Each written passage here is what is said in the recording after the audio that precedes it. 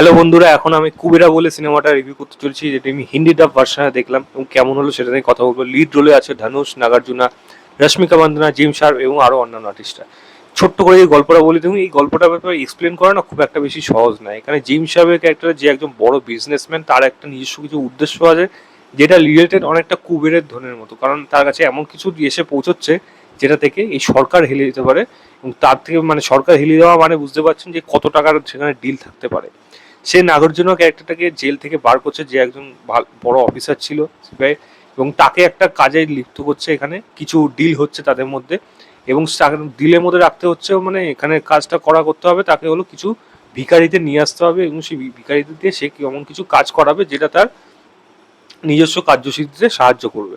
এই ভিখারিদের মধ্যে চারজনের মধ্যে একজন থাকবে হলো ধানুষের ক্যারেক্টারটা, তাকে কিভাবে ট্রেন করছে এবং তারপরে এই ভিখারিগুলোর সাথে কি হয় এবং এই কুবেরের ধন মানে যেটা রিলেটেড সেই টাকাগুলোই বা কার কাছে যায় এবং সেটা নিয়ে কি কি ঘটনা ঘটে, এর থেকে বেশি জানতে হলে আপনাকে সিনেমা হলে গিয়ে 3 ঘন্টা বসে এই সিনেমাটা আপনাকে দেখতে হবে। যদি আমাকে জিজ্ঞেস করেন এই সিনেমাটা কেমন হয়েছে, তাহলে দেখুন থাম্বনেল দেখে আপনারা বুঝেই গেছেন। তবে এইটুকু বলতে পারি, এই সিনেমাটার থেকে প্রচুর এক্সপেকটেশন বা এরকম কিছু রাখা যদি আপনার মনে হয়ে থাকে, আপনাকে রীতিমতো এই সিনেমাটা কিন্তু হতাশ করবে। সিনেমার মধ্যে ডেফিনেটলি ভালো জিনিস রয়েছে, আবার অনেক এমন জিনিস আছে যেগুলো আরও ভালো দারুণ হতে পারতো, বাট সেগুলো সেই জায়গাতে পৌঁছাতে পারেনি। প্রথম ভালো জিনিসে আমি যদি কথা বলবো এই সিনেমাটা যদি একমাত্র দেখতে হয় ধানুষের জন্য দেখুন।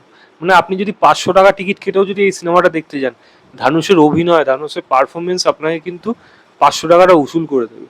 আমি এত বড় কথা বলতে পারি, কারণ এই মানুষটা এই সিনেমাতে যেই অভিনয়টা করেছে, এই ভিখারির অভিনয়টা আনএক্সপেক্টেড, মানে এটা জাস্ট ভাবা যায় না, মানে আনবিলিভেবল পারফরমেন্স। মানে চোখ একটা এরকম নায়ক, সে এরকম একটা অভিনয় করছে এবং সেটাকে কনভিন্সের সাথে ফুটিয়ে তুলছে, বিশ্বাসযোগ্য করে তুলছে। ভাই অসাধারণ, মানে দারুণ তার পারফরমেন্স। তার পারফরমেন্স নিয়ে এই ভিডিওটা পুরোপুরি আলোচনা করা যায়, এত ভালো সে পারফর্ম করে গেছে। ইমোশনাল সিন হোক বা মানে এসকেপিং সিনগুলোতে হোক, বা তার যে কষ্টটা বা তার যে সেই জিনিসটা, সে ভিখারিদের নিয়ে যে জিনিসটা ভাবে, আউটস্ট্যান্ডিং ছিল সেখানে। আমি যদি নাগার্জুনা পারফরমেন্স বলি, নাগার্জুনা পারফরমেন্স ঠিকঠাক দিয়েছে। এখানে জিম সার্ভের ক্যারেক্টারটা বাজে লেখা হলে, নাগার্জুনা ক্যারেক্টারটা বাজে লেখা হলো, তারা পারফরমেন্স ঠিকঠাক দিয়েছে।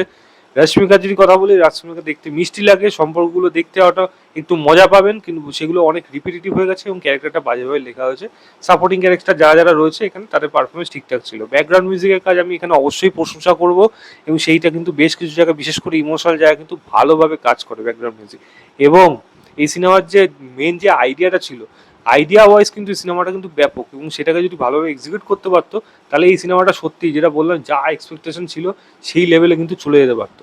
বাট সেই লেভেলে যেতে পারিনি, বাট আইডিয়া ওয়াইজ এটা কিন্তু ডেফিনেটলি একটা ভালো সিনেমার আইডিয়া হতে পারে। মানে যেটা আমি ভেবেছিলাম সেরকম কিন্তু আইডিয়া এই সিনেমার মধ্যে কিন্তু দেখতে পেয়েছি, যেটা আমাকে ইমপ্রেস করেছে এখানে।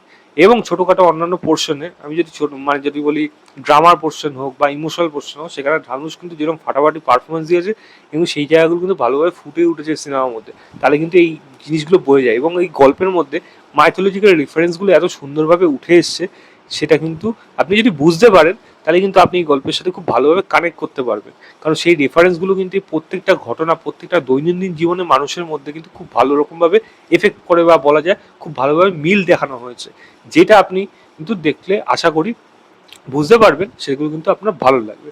এবং এই যে এখানে প্রোটাগনিস্ট এবং অ্যান্টাগনিস্ট, তাদের যে মূল যে চাহিদা, একটা ভিখারির মেন চাহিদা কি হচ্ছে, সে সবসময় ভিক্ষা চায়। কিন্তু এখানে দেখানো হচ্ছে ধানুষের ক্যারেক্টারটা সে অন্যের লোকের জন্য কাজ করে। আবার একদম বড় মানুষ যার কাছে সমস্ত কিছু, এত টাকা পয়সা রয়েছে, কিন্তু সে তার টাকাগুলোকে কিছু কাজ করার জন্য অন্যের উপর ডিপেন্ডেন্ট হচ্ছে, তাদের কাছ থেকে কিছু চাইছে। তো এই যে ক্লাস ডিসক্রিমিনেশন যেটা দেখানো হচ্ছে, তার মধ্যে মানুষের আইডিয়াটা কিভাবে কাজ করে, তাদের ভাবনাগুলো কিরকম, সেগুলোকে যেরকম ফুটিয়ে তুলেছে, সেটা কিন্তু প্রশংসনীয়, যেটা কিন্তু আমার অবশ্যই ভালো লেগেছে। তবে যদি খারাপ দিক আমি এখানে আলোচনা করি, প্রথম বলবো হলো এই চিত্রনাট্য। এক তো সিনেমাটা বিশাল বড়, প্রচুর জায়গা আছে, ছেটে সিনেমাটা আরামসে 8 ঘন্টা 40 মিনিট কমিয়ে দেওয়া হতে পারতো, কোনো অসুবিধা হতো না সিনেমাটা, বরং দেখতে আরো বেশি ক্রিপস লাগতো। বেকার বেকার সিনগুলোকে, রিপিটেটিভ সিন রেখে রেখে সিনেমাটাকে আরো বোর করে দিয়েছে, যেটা আমার এই সিনেমাটা সব থেকে বড় কমপ্লেন। এবং আরেকটা মেন প্রবলেম থাকবে, সেটা হলো এই সিনেমার দিশাহীন চিত্রনাট্য সঙ্গে দিশাহীন ক্লাইম্যাক্স। মানে আপনি একটা আইডিয়া নিয়ে যাবেন, সিনেমাটা শুরু একভাবে হচ্ছে, আপনাকে ইমপ্রেস করে রাখছে যে কি হতে চলেছে, সিনেমাটা যেই জায়গায় গিয়ে যাবে, সিনেমাটা ক্লাইম্যাক্স যেভাবে আসবে, সেখানে যেরকম তাড়াহুড়ো করে সিনেমাটাকে শেষ করা হচ্ছে, জাস্ট বুঝতে পারবেন এই সিনেমাটা জাস্ট হলো না, রীতিমতো হলো না। মানে এক্সিকিউশন লেভেলে 0 আউট অফ 100 থাকবে, এরকম ধরনের এক্সিকিউশন হয়েছে। মানে খুবই ব্যাড ডেটের একটা মানে মানে যেরকম স্ক্রিন প্লে সেরকম এডিটিং সেরকম এন্ডিং, যেটা একেবারেই এই ধরনের সিনেমা ধানুষের যেরকম ধরনের সিনেমা করে থাকে তার মধ্যে একেবারেই ইমপ্রেসিভ না। একেবারে রীতিমতো সিনেমাটা যা গল্প আশা করবেন পুরোপুরি রীতিমতো ডুবিয়েছে। কারণ অনেক কিছু দেখাতে পারতো এখানে, অনেক কিছু হতে পারতো, পলিটিক্যালি হোক, যা ন্যাশনালি এমন একটা বিভৎস বড় একটা বড় কাইন্ড অফ একটা স্ক্যাম হোক, বা একটা এমন কিছু ঘটনা ঘটুক যেটা চারিদিকে সারা দেশের মধ্যে আলোড়ন সৃষ্টি করবে, বাট সেইগুলো হয়ে ওঠে না। কোথাও যেন গল্পটা সাদা মাটা একটা মানুষ, কয়েকটা মানুষের মধ্যে কেন্দ্র করে ঘটে চলেছে, এবং সেটারই একটা কোনোভাবে একটা ক্লাইম্যাক্স করে সেই জায়গাগুলো দেওয়া হয়েছে, যেটা আমার একেবারেই এই সিনেমার মধ্যে ভালো লাগেনি। এবং যে বললাম সাপোর্টিং ক্যারেক্টারগুলো যারা জিম শার্প, রাশমিকা, তারপর নাগার্জুনা, তাদের যে পার্সোনাল দিকগুলো বা তাদের যে ক্যারেক্টার ডাইমেনশনগুলো, সেগুলো সেইগুলোই তাদের ইমোশনাল দিকগুলোই গল্পের মধ্যে ভালোভাবে ফুটিয়ে তুলতে সক্ষম হয় না, কারণ ক্যারেক্টারগুলোকে লেখাও হয়নি, তাদের দিকগুলো দেখানোও হয়নি।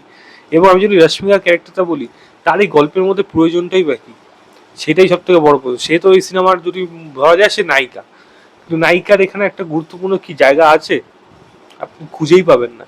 এরকম প্রচুর জায়গা রয়েছে সিনেমাটার মধ্যে যেগুলো অযথা সিনেমাটাকে জাস্ট টেনে টেনে বড় করেছে, রিপিটিটিভ বারবার করেছে, এবং সিনেমার যে মেন যে কনফ্লিক্ট, যেটাতে যেই ঘটনার উপর কেন্দ্র করে এত কিছু বড় বড় ঘটনা ঘটছে, সেইগুলোই ভালোভাবে এস্টাবলিশ না, সেইগুলোকে ভালোভাবে মানে এক্সপ্লেন করা হয়নি, দেখানো হয়নি, বোঝানোও হয়নি। তার জন্য এই সিনেমাটা আমার কাছে একটা অ্যাভারেজ সিনেমা হিসেবেই থেকে গেছে। আদারওয়াইজ এই সিনেমাটা একটা ভালো সিনেমা হতে পারতো। আমি সিনেমাটাকে ম্যাক্সিমাম 2.5 দেবো, আউট অফ 5 বলবো। সিনেমা হলে যান, গিয়ে দেখুন, দেখে জানাবেন আপনাদের কেমন লেগেছে। হিন্দি ডাবিং কিন্তু ঠিকঠাক ছিল, এটাই বলার জন্য। তো এই ছিল আমার ওভারঅল রিভিউ কুবেরা বলে সিনেমাটা। ভিডিওটা ভালো লাগলে লাইক শেয়ার, চ্যানেলটাকে অবশ্যই সাবস্ক্রাইব করে দিন। বাই।